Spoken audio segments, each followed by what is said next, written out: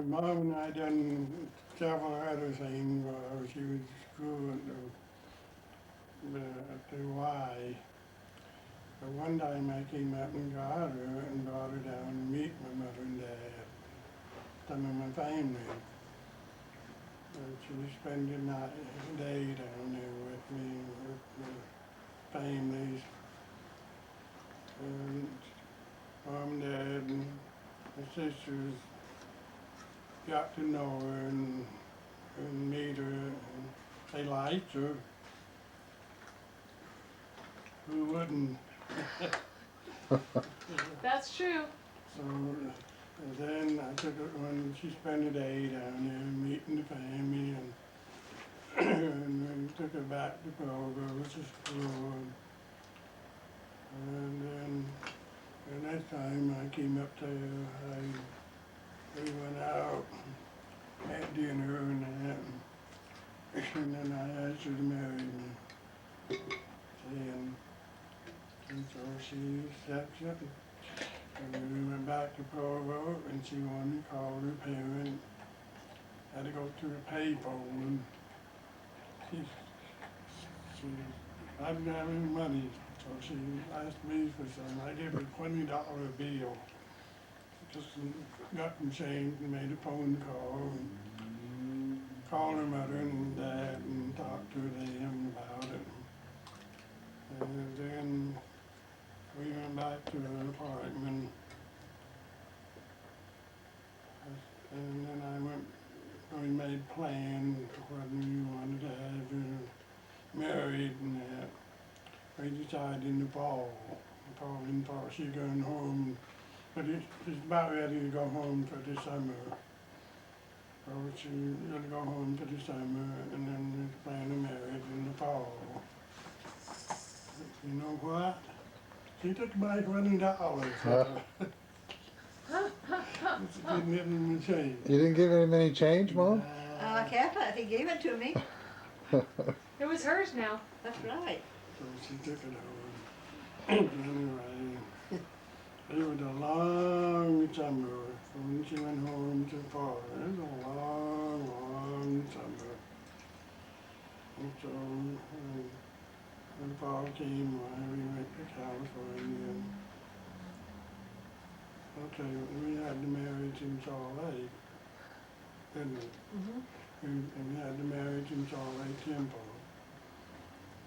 And they had open house for us there. And we went on our honeymoon and came back home. And What did you do on your honeymoon? Where'd you go? we went up to Idaho, seen some of her family, seen her grandfather, parent. Uh-huh. Then we went from there, we went up to Yellowstone Park. Got us a cabin up there, a motel, and spent some time there. And at the Yellowstone Park, we seen the geiger and we saw bears. She wouldn't get out of the car. But you did? She wouldn't. Yeah, but would you? No, I didn't. She wouldn't let me. Oh, yeah, right. And so we traveled some more through Yellowstone Park and through Wyoming, down to Jackson Hole and back to Utah. And then we had to go to California for our reception. We went ahead, and then my parents and sisters came later at our